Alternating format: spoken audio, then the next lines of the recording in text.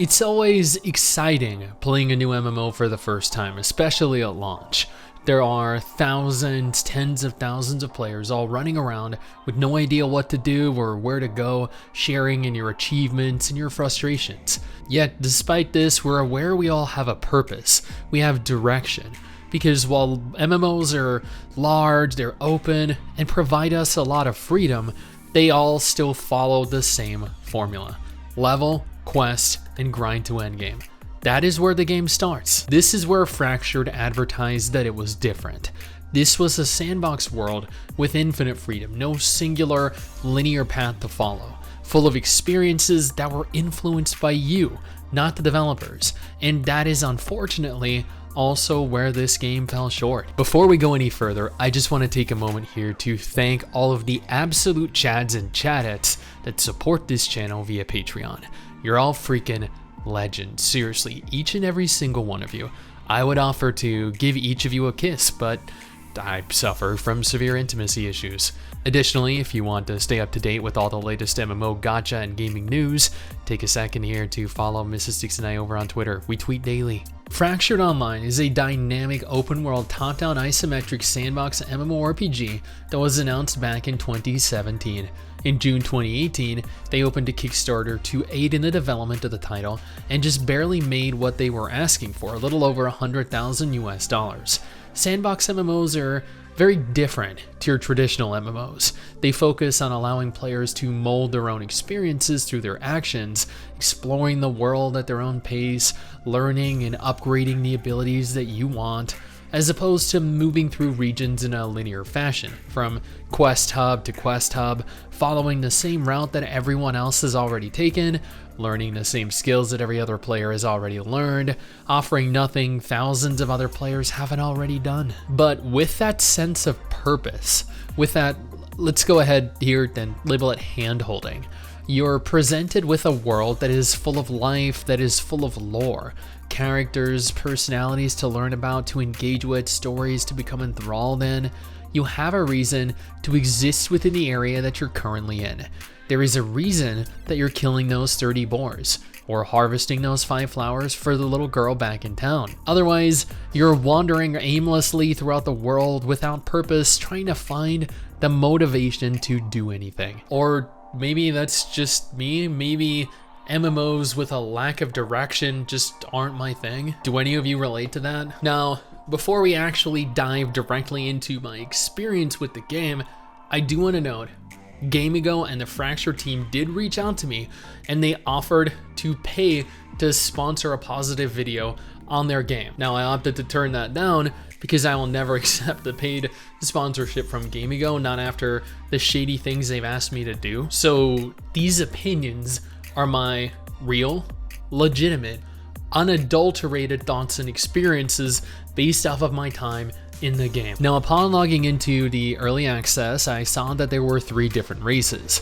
There were humans, wild folk, and demons. Demons are not yet implemented and likely never will be implemented given the horrible reception that Fractured has already garnered. I went with the wild folk because honestly, wait, dear God, what is that abomination of a character? That's the kind of shit that I dreamt up as a kid before proceeding to immediately run downstairs screaming that Satan was coming to steal my soul. Actually, just do.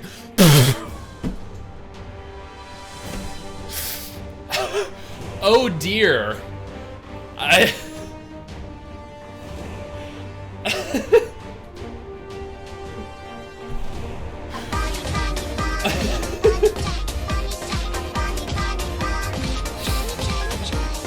After coming to terms with the trauma that I suffered as a child, I selected my class. There were 4 to choose from: the Gladiator, the Bowman, the Arcanist, and the Street Rat. Upon completion of your masterpiece, you're thrown directly into the game with a number of tutorial quests that walk you through how to craft a few different items, how to learn your abilities. They walk you through setting up presets so you can actually equip them.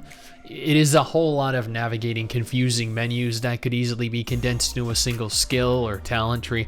I don't understand why we're forced into these overly complex methods of utilizing a basic feature like dragging your ability onto the hotbar. It is entirely unnecessary. After spending approximately 20 or 30 minutes stabbing wolves, looting mushrooms, and peeling tree bark, all very important for what we had planned for this evening, we had successfully completed the tutorial and left Tutorial Island.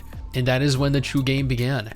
I spent the remainder of the stream running aimlessly throughout the world, fleeing from the majority of monsters because they were just significantly more powerful than me, harvesting the same materials from trees, from flora, from fauna, from wildlife. I believe I went 20 minutes without even engaging an enemy because the game world is just so empty, so void of life. You see the odd monster here and there, a small camp of bandits, not that was necessarily a bad thing. Combat in Fractured consisted of repeatedly just clicking one of your mouse buttons while waiting for and cycling through a small selection of abilities that all shared the exact same animation. I understand the premise of providing players a large open world to explore at their own pace. I get the appeal. I used to wander off in Morrowind, spending hundreds of hours raiding, leveling, getting the most powerful gear possible before returning back to Seyda and being told that I need to go see Caius, Cassades, and Balmora.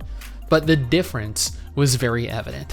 While I played in a large sandbox world, if there was ever a point that I felt that I was growing bored, that things were too repetitive, I could immediately backtrack to and continue the story. At the end of every journey was the possibility of even greater journeys or a return to the evolution of my story. Having a narrative connects everything together. The lack of one, I feel, is inhibiting, and while I agree that survival games at their core don't require a story, V-Rising, Valheim, Ark, MMOs most definitely do. You claim that you're creating an MMORPG, but the reality is that this is a basic survival game. There really aren't any RPG elements present. Fractured isn't a new, innovative kind of MMORPG. No, what Fractured is an empty, restrictive, inhibiting multiplayer game. This is easily the most broken, underwhelming, low-quality MMO that I've played all year, and that is including the mobile MMOs that I've played that auto-played the game for you. Character animations were so jarring. My deer man dislocated his neck every time he ran. Can you see that? Ah! Oh no, please stop! Ah!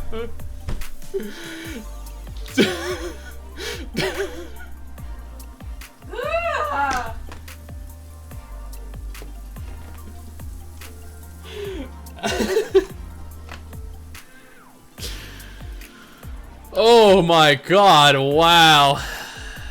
It was disturbing to constantly look at. He couldn't hold his spear, it was inches out of his hands. While harvesting materials, my arms would immediately fall behind my back and I'd lose my shoulders. Like, that is not in any way a normal interaction. Balance and scaling were off. Like, look, I could rant for 10 more minutes about everything that Fractured does wrong, but at the end of the day, nothing can sum up everything that I want to say better than this. They are charging up to $130 for this broken, empty, abhorrent mess with mostly negative reviews, and those negative reviews are 100% warranted. This is a terrible MMO. It is an embarrassment to the genre, and honestly, I wouldn't even classify it as an MMO. This is a low-budget survival game, and not the fun kind, like, as I noted earlier, Valheim, V-Rising, or any of the other quality survival games that released in the last few years. I would not recommend this to anyone. This is a major pass for me. Now, if you're looking for an MMO that is good quality, however, then I have just the video for you.